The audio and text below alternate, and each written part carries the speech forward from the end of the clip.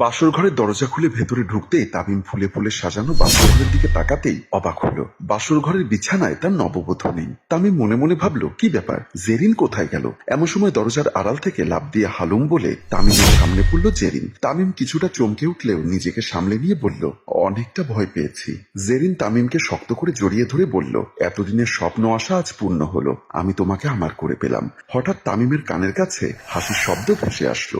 বিছানার দিকে তাকাতেই তামিমের হাসি যেন কালো মেঘে ছেয়ে গেল। তামিম দেখতে পেল বিছানার কোণে বসে তার বড় ভাই বাবু হা হা করে হাসছে। তামিমের হাত পা কাঁপা শুরু করলো। আস্তে আস্তে জেরিনকে ছেড়ে দিল। জেরিন বুঝতে পারলো তামিমের হাত পা কাঁপছে। জেরিন বলল, কি হয়েছে তোমার, তুমি এভাবে কাঁপছো কেন? তামিম কি বলবে বুঝতে পারছে না। ভয়ে আতঙ্কে তার চোখ বড় বড় হয়ে গেছে। জেরিন কিছুই বুঝতে পারলো না কেন তামিম এমন করছে। জেরিন তামিমের দুই বাহুতে হাত দিতেই তামিম জেরিনকে ধাক্কা দিয়ে সরিয়ে দিয়ে দৌড়ে রুম থেকে বের হয়ে গেল। জেরিন অবাক হয়ে গেল, দৌড়ে রুম থেকে বের হয়ে গেল। তামিম হাঁপাতে হাঁপাতে খাবার টেবিলের সামনে এসে জগ থেকে গ্লাসে পানি ঢেলে ঢকঢক করে এক গ্লাস পানি সব খেয়ে ফেললো। পেছন থেকে জেরিন এসে তামিমের পাশে দাঁড়িয়ে বলল, কি সমস্যা তোমার? মনে হয় তুমি ভূত দেখেছো। কাঁপা কাঁপা কণ্ঠে তামিম বলল, সত্যি আমি ভূত দেখেছি। কি বলছো তুমি? ভূত আসবে কোথা থেকে? আমি আমাদের বাসর ঘরের বিছানায় বাবুকে দেখেছি। কথাটি শোনা মাত্র জেরিন চমকে উঠল। আমাকে দেখে হাহা করে হাসছে। আমি তোমাকে বোঝাতে পারবো না সে কি ভয়ঙ্কর হাসি। জেরিন আমতা আমতা করে বলল, তামিম তুমি কি আমাকে ভয় দেখাচ্ছ? আমি তোমাকে ভয় দেখাচ্ছি না, আর আমি তোমার সাথে মজাও করছি না। যেটা বলছি সত্য বলছি। কিন্তু এটা কিভাবে সম্ভব? এটা তো একদম অসম্ভব। আমিও জানি এটা অসম্ভব, কিন্তু বুঝতে পারছি না আমাদের বাসুর ঘরে বাবু কেন আসলো। জেরিন আবার তামিমকে জড়িয়ে ধরে বলল, এটা তোমার মনের ভুল। চলো রুমের ভেতর চলো, আজ তোমাকে আদরে আদরে পাগল করে দেব। এতদিনের আমার শরীরের জ্বালা যন্ত্রণা জুড়াবো। বলেই লিপকিস করতে যাবে এমন সময় তামিম দেখতে পেল ঠিক জেরিনের পেছনে দাঁড়িয়ে বাবু তামিমের দিকে তাকিয়ে ভয়ঙ্কর সেই হাসিটা হাসছে। তামিম জেরিনকে সজোরে ধাক্কা দিয়ে দৌড়ে ড্রয়িং রুমের ভেতরে ঢুকে গেল। জেরিন ছিটকে গিয়ে দেওয়ালের উপরে পড়ল। জেরিনের কপাল ফেটে গেল। কপালে হাত দিয়ে দেখলো হালকা বের হচ্ছে। তামিম বাবুকে দেখতে পাচ্ছে, কিন্তু জেরিন দেখতে পাচ্ছে না। আর এই বাবুই বাকে কেন সে তামিমের দিকে তাকিয়ে ভয়ঙ্কর হাসি দিচ্ছে। চলুন আমরা বাবুকে চিনে আসি। ড্রয়িং রুমের সোফায় বসে বাবু পত্রিকা পড়ছে। এমন সময় বাবুর মা নার্গিস বেগম পাশে এসে দাঁড়িয়ে বলল, তামিমের কলেজে একটা অনুষ্ঠান আছে, ওর 7,000 টাকা লাগবে। বাবু মুচকি হাসি দিয়ে দাঁড়িয়ে বলল, মা তা তোমার ছোট ছেলের টাকা লাগবে, তা তুমি কেন এসেছো? ওকে পাঠাও, ও তোর সঙ্গে লজ্জায় কথা বলতে পারে না।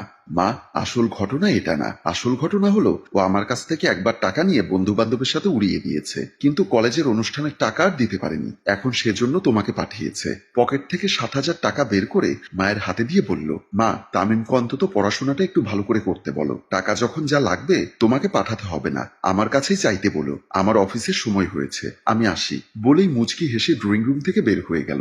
একটা হোটেল রুমের বিছানায় একান্ত সময় কাটাচ্ছে তামিম ও জেরিন। একটা চাদরের নিচে দুজন দুজনার সাথে সম্পর্কে লিপ্ত হয়েছে। হঠাৎ ক্লান্ত শরীরে বিছানায় শুয়ে পড়ল তামিম। জেরিন কাপড় ঠিক করে তামিমের বুকের উপর মাথা রেখে শুয়ে পড়ল।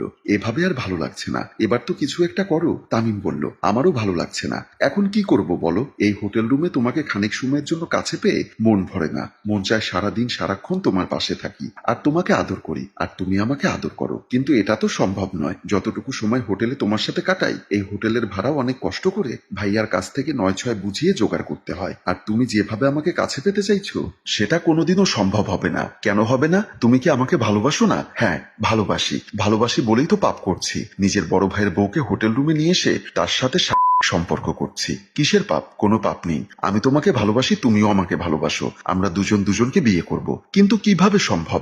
সবই সম্ভব, বুদ্ধি থাকলে উপায় হয়। আমি তোমাকে যেভাবে যেভাবে বলবো তুমি সেভাবে সেভাবে কাজ করবে, দেখবে সবই সম্ভব হবে। কিভাবে? কি কাজ করব?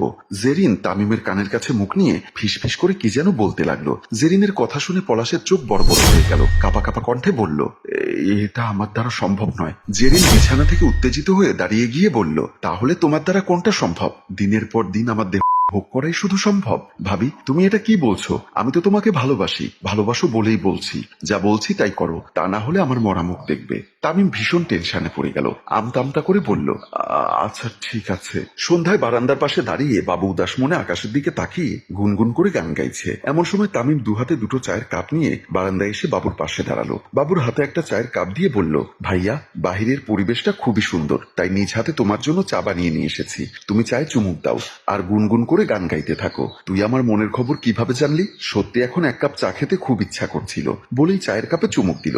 বাহ, খুব দারুণ চা বানিয়েছিস। আসলে তামিম, তুই আমাকে খুব ভালোবাসিস, আমিও তোকে অনেক ভালোবাসি, তাই তো আমার ব্যবসার অর্ধেক পার্টনার আমি তোকে বানিয়েছি বলেই আবার চায়ের কাপে চুমুক দিল। বাবুর মুখে এমন কথা শুনে তামিম কিছুটা বিষণ্ণ হয়ে গেল। বিবেকের তাড়নায় অনুশোচনার আগুনে পুড়তে লাগলো। কিন্তু এরই মধ্যে বাবু চায়ের কাপ শেষ করে ফেলেছে। বাবু বলল, তুই তাহলে বারান্দায় দাঁড়িয়ে দাঁড়িয়ে চা খা, আমি একটু ওয়াশরুম থেকে আসি বলেই বাবু চলে গেল। তামিম কি করবে বুঝতে পারছে না, টেনশনে অস্থির হয়ে উঠল। বাবু বেডরুমে প্রবেশ করলো।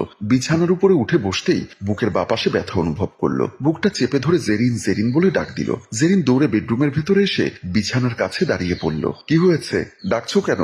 আমার বুকে প্রচন্ড ব্যথা করছে, তুমি আমার পাশে বসো তো। জেরিন বিছানার পাশে বসে বাবুকে শোয়াতে যাবে, এমন সময় বাবু বুকটা শক্ত করে চেপে ধরে চিৎকার দিয়ে উঠল। বাবুর চিৎকার শুনে বাবুর মা ও তামিম দৌড়ে বেডরুমের ভেতরে চলে আসলো। বিছানার কাছে দাঁড়াতেই তারা দেখতে পেল বাবু গলাকাটা মুরগির মতো ছটফট করতে করতে বিছানায় পড়ে শেষ নিঃশ্বাস ত্যাগ করলো। সবাই বুঝতে পারলো বাবু আর নেই। নার্গিস বেগম বাবুকে জড়িয়ে ধরে হাউমাউ করে কান্না করতে লাগলো। জেরিন ন্যাকা কান্না করতে করতে তামিমের দিকে তাকিয়ে মুচকি মুচকি হাসছে। তামিম ভাইয়ের মৃত্যুতে হতবাক হয়ে গেল। কিছুটা বিবেকের তাড়নায় বুকের ভেতর থেকে কান্না বের হতে চাইছে, কিন্তু চোখে পানি নেই। এভাবে কেটে গেল 1 মাস। একদিন এক উকিল বাসায় আসলো। বাসার সবাই ড্রয়িং রুমে উপস্থিত ছিল। সবার সামনে উকিল বলল, এই সম্পত্তির অর্ধেক বাবু সাহেব মৃত্যুর আগে তার ছোট ভাই তামিমের নামে লিখে দিয়ে গেছে, আর অর্ধেক তার স্ত্রী জেরিনের নামে লিখে দিয়ে গেছে। এই হলো তার দলিল। জেরিন বলল, আম্মা, এভাবে আর আপনাদের বাড়িতে থেকে আমি কি করব? আপনার ছেলে তো আর নেই, আগামীকাল আমি আমার বাবার বাড়িতে চলে যাব বলেই বাসার ভেতরে চলে গেল। উকিল বলল, আপনারা যদি কিছু মনে না করেন তাহলে আমি একটা কথা বলতে পারি। নার্গিস বেগম বলল, বলুন উকিল সাহেব, কি বলবেন? বাবু সাহেবের স্ত্রী যদি এক্ষুনি বাড়ি থেকে চলে যায় তাহলে এই সম্পত্তির অর্ধেক সে নিয়ে যাবে। তার চেয়ে বরং একটা কাজ করতে পারেন, আপনাদের সব সম্পত্তি আপনাদেরই থাকুক, সেই ব্যবস্থা নিতে পারেন। নার্গিস বেগম বলল, সেটা কিভাবে সম্ভব? তামিম তো এখনো অবিবাহিত, তামিমের সাথে জেরিনের বিবাহ দিয়ে দিন, তাহলে ঘরের বউ ঘরেই থাকবে, আর সম্পত্তি হাতছাড়া হবে না। তামিম কোনো কথা বলল না, চুপচাপ বসে রইল। নার্গিস বেগম বলল, তামিম, তুই কি এই বিয়েতে রাজি? তুমি যেটা ভালো মনে করো সেটাই করো বলেই বাসার ভেতরে চলে গেল। নার্গিস বেগমের মুখে হাসি ফুটলো। উকিল সাহেব, আপনি খুব ভালো একটা বুদ্ধি দিয়েছেন, আমি যেভাবেই হোক বৌমাকে রাজি করাবো, সম্পত্তি আমি হাতছাড়া করব না। জেরিন কপালে হাত দিয়ে আস্তে আস্তে দাঁড়িয়ে বাসার চতুর্দিকে তাকালো। মনে মনে ভাবলো, তামিম এসব কি বলছে? বাস্তবে এটা কি কোনোদিনই সম্ভব? আমি তো কিছুই বুঝতে পারছি না। এমন সময় ড্রয়িং রুম থেকে একটা চিৎকারের আওয়াজ তার কানে ভেসে আসলো। জেরিন দৌড়ে ড্রয়িং রুমের দিকে চলে গেল। ড্রয়িং রুমে ঢুকতেই চমকে গেল। সোফার পাশে ফ্লোরে পড়ে তামিম গলা কাটা মুরগির মতো ছটফট করছে। জেরিন দৌড়ে তামিমের কাছে এসে তামিমকে ধরে কান্না করতে লাগলো। চিৎকার দিয়ে তার শাশুড়িকে ডাক দিল। নার্গিস বেগম দৌড়ে এসে এমন দৃশ্য দেখে সেও কান্না করতে লাগলো। তামিম ছটফট করতে করতে শেষ নিঃশ্বাস ত্যাগ করলো। নার্গিস বেগম হাউমাউ করে কান্না করতে লাগলো। জেরিন কান্না করছে, কিন্তু একটা প্রশ্ন তার মাথায় ঘুরপাক খাচ্ছে। ভালো মানুষটা ড্রয়িং রুমের ভেতরে ঢুকলো, কিন্তু আমি আসতে আসতেই এর মধ্যে এমন ছটফট করে মৃত্যুবরণ করলো, কারণটা কি? এমন সময় জেরিনের চোখ পড়লো তার শাশুড়ির পেছনে। সেও দেখলো, দেখতে পেল শাশুড়ির পেছনে দাঁড়িয়ে বাবু তার দিকে তাকিয়ে ভয়ঙ্কর হাসি হাসছে। জেরিনের ভয়ে আতঙ্কে কলিজা শুকিয়ে কাঠ হয়ে গেল। নার্গিস বেগম তামিম তামিম বলে চিৎকার দিয়ে কান্না করছে। প্রিয় ভিউয়ার্স, গল্পটি কাল্পনিক, কিন্তু বাস্তবে এমন তামিম ও জেরিন অনেক আছে, যারা পরকীয়ার কারণে আপনজনকে করতেও দ্বিধাবোধ করে না। তাদের যদি বাস্তবে এমন শাস্তি হতো তাহলে হয়তো পরকীয়া নামক শব্দটি পৃথিবীর বুক থেকে বিলুপ্ত হয়ে যেত। সেটা কি ভালো হতো? মন্তব্য করে জানিয়ে দিন। গল্পটি ভালো লাগলে লাইক, কমেন্ট ও শেয়ার করুন। গল্পটির রচনায় ফেরদৌস অপু, পরিচালনায় HM কারুন। ধন্যবাদ।